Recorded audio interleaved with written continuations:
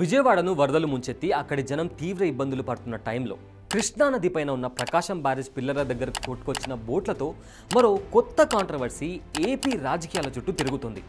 బ్యారేజ్ను ఢీకొట్టి అక్కడి counter వెయిట్లను damage చేసిన బోట్లు మీవి అంటే మీవి అంటూ అటు టీడీపీ ఇటు వైసీపీ ఒకరిపైన ఒకరు విమర్శలు చేసుకుంటున్నాయి. ఆఫ్ కోర్స్ మన వాళ్లకు ఇది చాలా నార్మలే. సో ఈ హోల్ ఇన్సిడెంట్లో కుక్కలగడ్డకు చెందిన ఉషాద్రి, సూర్యపాలానికి చెందిన కోబటి రామ్మోహన్ అనే ఇద్దరిని విజయవాడ 1 టౌన్ పోలీసులు అరెస్ట్ చేశారు. నిందితులకు కోర్టు 14 రోజుల రిమాండ్ కూడా విధించింది. అయితే అరెస్ట్ అయిన నిందితులు ఏ పార్టీ వాళ్ళు? ఈ ఇన్సిడెంట్ మీద పోలీసుల వాదన ఏంటి? అసలు ప్రకాశం బ్యారేజ్కి బోట్లు ఎలా వచ్చాయి? ఇలాంటి ఇంట్రెస్టింగ్ డీటెయిల్స్ గురించి ఇవాల్టి వీడియోలో మాట్లాడుకుందాం. వెయిట్ అంతకంటే ముందు ఈ కుర్రాడు ఎవడో మంచి ఇన్ఫర్మేషన్ ఇస్తున్నాడు, ఈ ఛానల్లో మంచి కాంటెంట్ ఉంది అని మీకు అనిపిస్తే వెంటనే మా ఛానల్ని సబ్స్క్రైబ్ చేసుకోండి. అండ్ లేట్ చేయకుండా వీడియోలోకి వెళ్ళిపోదాం. పాయింట్ నెంబర్ 1, ప్రకాశం బ్యారేజ్కు బోట్లు ఎలా వచ్చాయి? భారీ వర్షాల కారణంగా సెప్టెంబర్ 1వ తేదీ రాత్రి నాటికి ప్రకాశం బ్యారేజ్కు దాదాపు 11.5 లక్షల క్యూసెక్ల వరద వచ్చి చేరింది. దీంతో బ్యారేజ్ 70 గేట్లను ఎత్తి వరద నీళ్లను దిగువకు విడిచిపెట్టారు. అదే టైంలో వరద ప్రవాహంలో ప్రకాశం బ్యారేజ్కు గొల్లపూడి వైపు నుంచి 5 బోట్లు కొట్టుకొని వచ్చాయి. అందులో ఒక బోట్ అప్పటికే దిగువకు వదులుతున్న నీళ్లతో పాటు కొట్టుకుపోయింది. మరో 4 బోట్లు బ్యారేజ్ పిల్లర్లను ఢీకొట్టి అక్కడే పిల్లర్ బ్యారేజ్ గేట్ల మధ్య ఇరుక్కుపోయాయి. అయితే ఆ బోట్లు ఢీకొట్టడంతో పిల్లర్ నెంబర్ 69కి సంబంధించిన కౌంటర్ వెయిట్ కాస్త విరిగిపోయింది. సెప్టెంబర్ 2వ తేదీన ఉదయం 11 గంటల టైంలో అక్కడున్న బోట్లు వాటర్ ఫ్లో కారణంగా ఇంకోసారి కదిలి మళ్ళీ బలంగా పిల్లర్ నెంబర్ 67ని ఢీకొట్టాయి. దీంతో అక్కడున్న మరో కౌంటర్ వెయిట్ కూడా డ్యామేజ్ అయింది. అండ్ విత్ దిస్ అక్కడ కాస్త టెన్షన్ వాతావరణం కనిపించింది. పోలీసులు వెంటనే అలర్ట్ అయ్యి బ్యారేజ్ పైన రాకపోకలను ఆపేశారు. అయితే ఈ ఇన్సిడెంట్లో గేట్ నెంబర్ 67, 69 కౌంటర్ వెయిట్లు కూడా డ్యామేజ్ అయ్యాయి.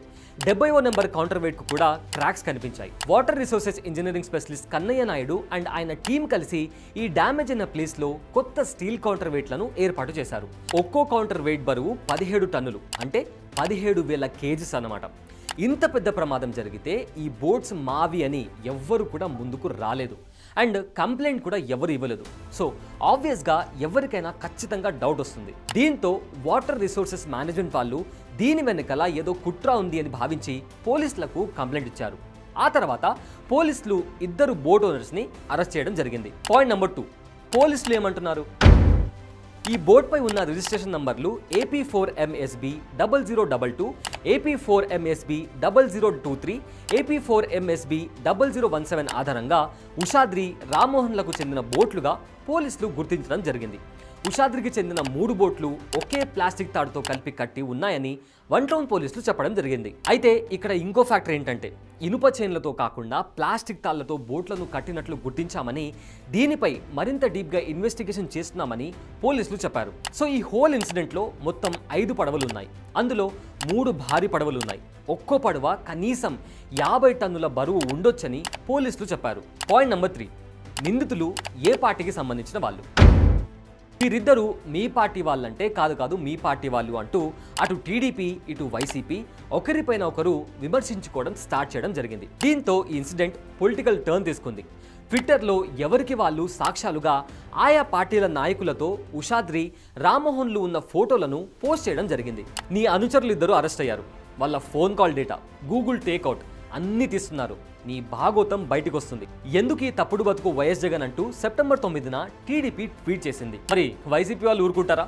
దీనికి కౌంటర్గా మీరు చెబుతున్న నిందితుల్లో ఒకరైన కోమటి రామ్మోహన్ మీ చంద్రబాబుకు అత్యంత సన్నిహితుడైన టీడీపీ ఎన్ఆర్ఐ వింగ్ ప్రతినిధి కోమటి జయరామ్కి బంధువు. ఇక రెండో నిందితుడు ఉషాద్రి కూడా టీడీపీకి చెందిన వ్యక్తే.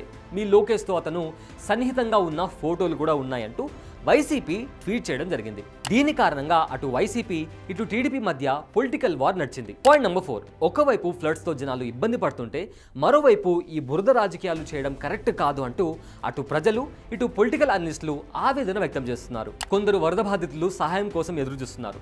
మరోవైపు బాధిత ప్రాంతాలను సాధారణ స్థితికి తీసుకురావాల్సిన అవసరం ఎంతైనా ఉంది. అధికార పార్టీ అయినా ప్రతిపక్ష పార్టీ అయినా ముందుగా బాధితులు అందరికీ సహాయం అందేలా చూడండి, తర్వాత మీ రాజకీయాలు చేసుకోవచ్చు అని బీబీసీకి ఇచ్చిన ఇంటర్వ్యూలో పొలిటికల్ అనలిస్ట్ డాక్టర్ ఊహా మహంతి అన్నారు. ఇంతకీ నిందితులు ఏ పార్టీ వాళ్ళు అని మీరు అనుకుంటున్నారు? అసలు పార్టీలతో సంబంధం లేకుండా ఇన్వెస్టిగేషన్ చేయడం కుదరదా? What you think? కామెంట్ చేయండి. అండ్ ఇలాంటి ఇంట్రెస్టింగ్ అప్డేట్స్ కోసం మా ఛానల్ని సబ్స్క్రైబ్ చేసుకొని మమ్మల్ని సపోర్ట్ చేయండి. Thanks for watching.